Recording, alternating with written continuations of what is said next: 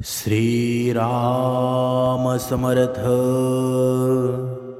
सद्गुरु चरणांना नतमस्तक होऊन आपण या शुभ्र सकाळच्या वातावरणामध्ये सर्वजण उपासना करूनच या श्रवणाला बसलेले आहात असं समजून आपण या निरूपणास सुरुवात करूया. मायबाप सज्जनांचं स्वागत आहे. आज आपण पाहणार आहोत, तुमच्या मनामध्ये हा प्रश्न नक्कीच पडलेला असेल की खरंच पितृपक्षामध्ये आपले पितर घरी येतात का बरं? नक्की सत्य काय असत्य काय या प्रश्नाचं उत्तर आहे ना. श्रीरामाला सीतेने विचारलेलं होतं आणि श्रीरामाला जेव्हा सीतेने विचारलं ना, तेव्हा रामानं हळुवारपणे सीतेला सर्व सत्य सांगितलेलं आहे. म्हणजे अयोध्येतल्या वनवासाच्या दिवसामध्ये एक संध्याकाळी सीता हळूच म्हणाली होती, नाथ ऋषीमुनी म्हणतात की भाद्रपद शुद्ध पौर्णिमेनंतर पंधरवडाभर पितृपक्ष असतो आणि त्या काळामध्ये मनुष्याने आपल्या पितरांचे श्राद्ध केलं पाहिजे. पण मला सांगा, खरंच का पितर त्या दिवसामध्ये आपल्या घरी येतात का बरं? आपण त्यांना अन्न पाणी अर्पण करतो ते त्यांच्यापर्यंत पोचतं का बरं? प्रभू श्रीरामानं उत्तर दिलं, हे सीते, हे रहस्य आहे ना, ते सामान्य जणांना कधीच कळत नाही. कारण पितरांचा हा विषय आहे ना, हा अदृश्य आणि सूक्ष्म जगाशी जोडलेला आहे. जे दिसतं तेवढंच सत्य नाही, जे दिसत नाही तेच कधी कधी अधिक प्रभावी असतं. आणि श्राद्धाचा विषय आहे ना, अगदी त्याच्याशीच निगडीत आहे. ते पुढे म्हणाले, गरुड पुराणामध्ये स्पष्ट सांगितलेलं आहे की मनुष्याचा मृत्यू झाला तरी त्याचा आत्मा अदृश्य स्वरूपामध्ये अस्तित्वात राहतो. देह नष्ट होतो, पण आत्मा आहे ना, तो वंशाशी जोडलेला असतो. म्हणूनच पितर श्राद्ध काळात आपल्या वंशजांच्या घराजवळ येतात. त्यांना अपेक्षा असते की त्यांच्या संततीनं त्यांचं स्मरण करून त्यांना तृप्त करावं. सीता पुढे म्हणाली, मग या श्राद्ध काळातच एवढे महत्त्व काय आहे बरं? वर्षातील इतर दिवस नव्हे तर याच काळामध्ये का बरं? बघा, राम म्हणाले, यात ब्रह्मांडांचा एक गूढ नियम आहे. जसे वर्षभर सूर्य चंद्र या नक्षत्रांच्या गतीनुसार काही दिवस शुभ विशेष ठरतात ना, तसेचे दिवस आहेत ते पितरांना धर्तीवर येण्यासाठी उपयुक्त असतात. आणि या पंधरवाड्यामध्ये देवतांचे कार्य थोडे स्थिर होतं आणि पितरांना पृथ्वीवर येण्याची परवानगी मिळते. म्हणून त्यांना महालय असे सुद्धा म्हणतात ना. म्हणजेच महान प्रवेशद्वार. या काळामध्ये आपली भावना, अन्न, तर्पण हे थेट पितरांपर्यंत पोचतं. सीता पुढे म्हणाली, म्हणजे पितर खरंच आपल्या घरी येतात, पण आपण ते पाहू शकत नाही. राम पुढे म्हणाले, हो सीते, हे ते सूक्ष्म रूपाने नक्कीच आपल्या घरी येतात. आपण त्यांना कधीच पाहू शकत नाही, पण त्यांचा स्पर्श, त्यांची छाया, त्यांचा आशीर्वाद आपल्याला जाणवतो. म्हणूनच श्राद्ध काळामध्ये आहे ना, घरात दीप लावतात, अंगण स्वच्छ ठेवतात, पाणी ठेवतात, कारण हे सर्व पितरांच्या स्वागताचं प्रतीक असतं. रामानं पुढं सांगितलं, जेव्हा वंशज शुद्ध भावनेनं अन्न आणि तर्पण अर्पण करतो ना, तेव्हा पितर समाधानी होतात. त्यांना अन्नाची भूक नसते, पण त्या अन्नातून निघणारी सूक्ष्म ऊर्जा असते, ती त्यांच्यापर्यंत पोचते आणि ते तृप्त होऊन आपल्या वंशाला आशीर्वादच देतात ना. सीता म्हणाली, किती अद्भुत आहे. आपण ज्या अन्नाला दान करतो ते पितरांपर्यंत पोचतं. हे जाणून मला वाटतं की ही परंपरा केवळ बाह्यविधी नाही, तर आपल्या वंशाशी असलेली नाळ आहे. रामाने तिचा हात धरला आणि म्हणाले, हो सीते, श्राद्ध हा फक्त विधीनुसार स्मरण आहे, ऋणमुक्ती आहे. प्रत्येक मनुष्य आपल्या पितरांचा ऋणी आहे, कारण त्यांनीच हा देह, हा संसार, हे संस्कार, ही परंपरा दिली आहे ना. म्हणूनच या दिवसामध्ये त्यांचं स्मरण अनिवार्य आहे. माता सीतेच्या पुढे विचारलं, नाथ, तुम्ही सांगितलं की श्राद्ध काळामध्ये पितर घराजवळ येतात, पण ते नेमक्या कशा रूपामध्ये येतात बरं? आणि आपण त्यांची अनुभूती कशी घेऊ शकतो? जर ते आपल्याला दिसतच नाही तर मग त्यांचं आगमन कसं ओळखावं बरं? श्रीराम पुढे म्हणाले, सीते, हे पितरांचं अस्तित्व सूक्ष्म आहे. जसे वारा दिसत नाही ना, पण तो आपल्याला नक्कीच जाणवतो, तसंच पितर दिसत नाही पण त्यांची अनुभूती घेता येते. गरुड पुराणामध्ये स्पष्ट सांगितलेलं आहे की श्राद्ध काळात पितर विविध रूपात आपल्या घराजवळ येतात. काही तेजोमय किरणांसारखे असतात, काही सावळ्यांसारखे असतात, तर काही वेळा पक्ष्यांच्या रूपात सुद्धा येतात. सीता आश्चर्याने म्हणाली, पक्ष्यांच्या रूपात म्हणजे कावळा किंवा इतर पक्ष्यांद्वारे? श्रीराम म्हणाले, हो सीते, कावळा हा विशेष दूत मानला जातो, कारण त्यांचं अन्न ग्रहण करणं म्हणजे पितरांनी अर्पण स्वीकारलं असं मानलं जातं. म्हणूनच श्राद्धाच्या वेळी अन्न कावळ्याला दिलं जातं. तो जेव्हा येतो ना आणि ते अन्न खातो तेव्हा पितर समाधानी होतात, परंतु फक्त बाह्यरूप आहे. प्रत्यक्षात या कव्याच्या माध्यमातून पितर अर्पण स्वीकारतात. श्रीराम म्हणाले, परंतु हे एकमेव रूप नाही. काही पितर तेजोमय छायासारखे घराभोवती फिरतात. त्यावेळी घरात एक गूढ शांतता अनुभवायला मिळते. काही वंशजांना अचानक भावनांचा उद्रेक होतो, डोळ्यात पाणी येतं, हृदय भरून येतं. तेही पितरांच्या उपस्थितीचं चिन्ह असतं. सीतेमातेने पुढे विचारलं, सर्व पितर असे येतात का बरं, की फक्त ज्यांचे श्राद्ध केलं जातं तेच येतात? रामाने उत्तर दिलं, सर्व पितरांना येण्याचा अधिकार असतो, पण जेव्हा वंशज श्रद्धेने त्यांचे श्राद्ध करतात ना, तेव्हा त्या अधिक आनंदाने येत असतात. काही पितर केवळ आपली संतती पाहण्यासाठी येतात. ते कोणत्या मार्गावर आहे, कसं आचरण आहे हे जाणून घेण्यासाठी येत असतात. जर वंशज सत्यवाणी, दान, सेवा यामध्ये गुंतलेले असतील ना, तर पितर आनंदाने त्यांना आशीर्वाद सुद्धा देतात. पण जर वंशज दुष्कर्मामध्ये मग्न असतील तर पितर खिन्नच होतात ना. सीता म्हणाली, म्हणजे पितर केवळ अन्नासाठी येत नाही, तर ते आपल्या वंशाच्या आचरणाचा निरीक्षण करण्यासाठी सुद्धा येतात. राम हसले आणि म्हणाले, बरोबर आहे सीते, पितरांच्या दृष्टीनं अन्न आहे की निमित्त आहे, पण खरी गोष्ट आहे ना म्हणजे वंशजांची भावना आहे, त्यांचं आचरण आहे.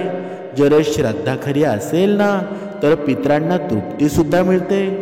अन्यथा श्राद्ध फक्त एक विधीच राहतो.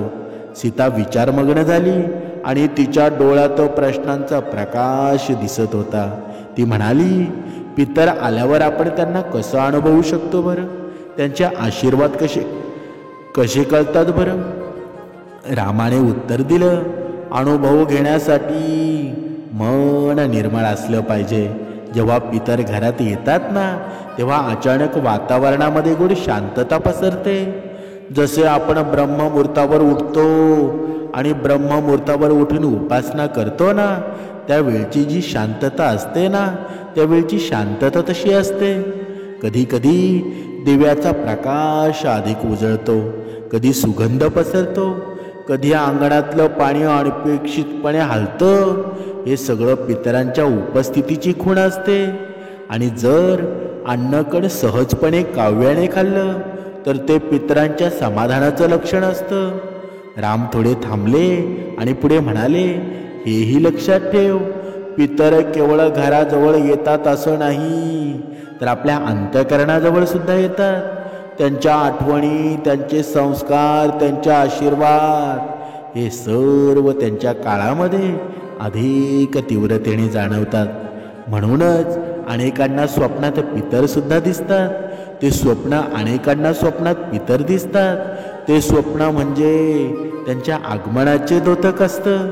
ती रामाकडे वळली आणि म्हणाली, नाथ, तुम्ही सांगितलेले हे पितर आहेत ना, ते सूक्ष्म रूपामध्ये घराजवळ येतात.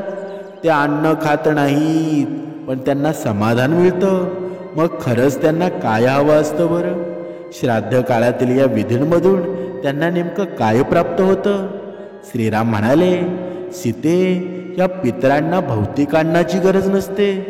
देह गेल्यावर आत्मा अन्नावर अवलंबून राहत नाही.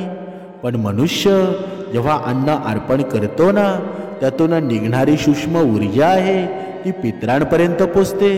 ही ऊर्जा त्यांच्या तृष्णेला शांती देते. म्हणूनच श्राद्ध अर्पण करताना मन शुद्ध असणं गरजेचं आहे. जरा अन्नदान प्रेमाने केलं ना, तर ते पितरांसाठी अमृता समान असतं.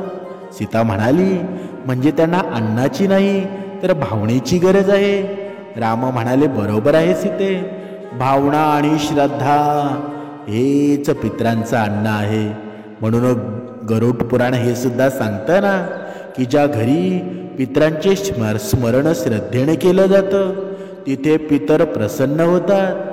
पण ज्या घरी अहंकाराने किंवा औपचारिकता म्हणून श्राद्ध केलं जातं तिथे पितर निराश होतात, कारण त्यांना विधीपेक्षा भाव महत्त्वाचा असतो. सीतेच्या मनामध्ये आणखी एक शंका उभी राहिली. ती म्हणाली, पण जर कुणी श्राद्धच करत नसेल तर त्या पितरांचं काय होतं? त्यांच्या आत्म्याला यातना होतात का बरं? श्रीराम म्हणाले, हो सीते, जर श्राद्ध केलं नाही ना तर पितर दुःखी होतात. त्यांची अपेक्षा केवळ अन्नाची नसते तर स्मरणाचीच असते ना. जेव्हा वंशज त्यांना विसरतात तेव्हा आत्म्याला एकटेपणा आणि वेदना जाणवते. त्यामुळं कधी कधी ते असमाधानी राहून आपल्या वंशजांच्या जीवनात अडथळे निर्माण करतात. आरोग्य, संपत्ती, संतती यामध्ये विघ्न येऊ शकतं. म्हणूनच धर्मशास्त्र सांगतं ना, की श्राद्ध हे केवळ परंपरा नाही तर वंशजांचे कर्तव्य आहे. म्हणून रामाचा स्वर आता अधिक गहन झाला.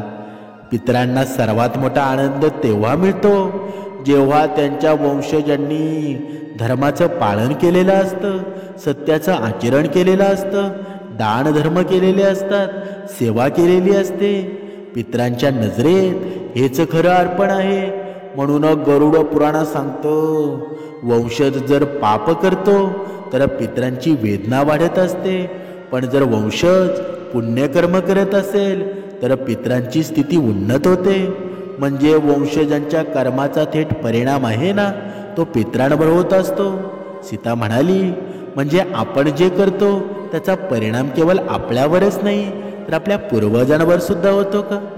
राम होकारार्थी मान डोळावत म्हणाले, हो सीते, म्हणूनच प्रत्येकानं आपल्या आचरणाचा विचार केला पाहिजे. जेव्हा आपण ब्राह्मण, गायी, पक्षी यांना अन्न देतो ना, तेव्हा ती ऊर्जा थेट पितरांपर्यंत पोचते. ब्राह्मणांना भोजन दिलं की त्यांचा आशीर्वाद पितरांपर्यंत जातो. गायीला दिलेलं गवत पितरांच्या समाधानाचं कारण बनतं. पक्ष्यांना दिलेलं धान्य पितरांच्या आनंदाचं द्योतक असतं. या सगळ्याच मार्गांनी वंशजांचा भाव पितरांपर्यंत पोचतो. माता सीतेनं पुन्हा विचारलं, प्रभू, आपण सांगितलं की पितर घरी येतात ते केवळ अन्न मागण्यासाठी नाही तर आशीर्वाद देण्यासाठी येतात. मग त्यांच्या या आगमनाचा खरा अर्थ काय आहे बरं? आणि आम्हा वंशजांनी काय लक्षात ठेवावं बरं? राम म्हणाले, पितरांना अन्नाची अपेक्षा कधीच नसते, पण स्मरणाची जास्त असते. श्राद्ध, तर्पण हे विधी आहेत ना, त्यांना स्मरण करण्याची एक पवित्र पद्धत आहे. जेव्हा वंशज सत्य आचरण करतात, वडीलधाऱ्यांची सेवा करतात, दानधर्म करतात, पितरांचे स्मरण करतात, तेव्हा पितर प्रसन्न होतात ना. अशा वेळी त्या वंशाच्या सर्व संततीवर कृपा करतात. बघा, पुढे लक्ष्मण म्हणाला, भाऊ, मग यांचा अर्थ असा आहे की पितर केवळ मृतात्मे नाहीत तर वंशाच्या रक्षण कर्त्या सुद्धा आहेत का? रामाने उत्तर दिलं, हो लक्ष्मणा, पितर घरी येतात ते मागणारे म्हणून नव्हे तर आशीर्वाद देणारे म्हणून. जेव्हा ते वंशजांच्या मनात समाधान पाहतात ना, तेव्हा अदृश्य होऊन ते वंशाचे रक्षण करत असतात. एका घरात जर पितरांचं स्मरण नसेल तर त्या घराची मुळं कोरडी पडतात. पण जिथे त्यांचा सन्मान आहे तिथे सुख समाधान आणि समृद्धी आहे ना, ती कायम स्वरूपात असते. सीतेनं विचारलं, प्रभू मग वंशजांची खरी जबाबदारी काय आहे बरं? केवळ विधी करणं पुरेसं आहे का? राम म्हणाले, नाही सीते, विधी हा एक पूल आहे, पण खरा आधार म्हणजे सत्य आचरण आहे. जर संतती खोटे बोलेल, दुष्टपणा करेल, अन्याय करेल, तर पितरांना आनंद कधी होत नाही. पण जर ती संतती धर्मरक्षण करेल, दीनदुबळ्यांची सेवा करेल, दानधर्म करेल आणि सतत पितरांचं स्मरण करेल ना, तर त्यांचे समाधान अमर होतं. हीच खरी संपत्ती आहे ना. पुढे म्हणाले, सीते एक गोष्ट लक्षात ठेव, श्राद्ध हे केवळ मृतांच्या आठवणीसाठी नसतं, तर ते आपल्याला शिकवतं की जीवनात आपण कोणाच्या आधारावर आहोत.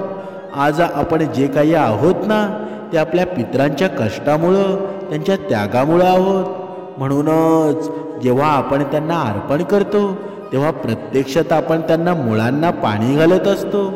शेवटी श्रीरामाने सांगितलं, सीते, जेव्हा पितर घराजवळ येतात ना, तेव्हा ते आपल्या संततीच्या अंतःकरणाचं निरीक्षण करतात. जर त्यांना समाधान मिळालं ना, तर त्या अदृश्य होऊन वंशाचे रक्षण करतात. ते वर्षभर आपल्या मागे सावळीसारखे उभे असतात. या आता आपण पाहिलेल्या श्रीरामाच्या आणि सीतेमातेच्या या संभाषणानं आपल्याला काय बोध होतो बरं? हे पितर असतात ना, हे स्मरणाने वंश टिकत असतो. विस्मरणानं वंशाची मुळे कोरडी होतात. म्हणून आपल्या जीवनामध्ये जर खरी नम्रता जर असेल ना, सत्यवाणी असेल, सत्यवचन असेल, आपले कर्मश्रेष्ठ असतील, तर आपल्याला सर्व पितरांचा आशीर्वाद मिळत असतो. आपलं जीवन समाधानी होतं. श्रीराम समर्थ.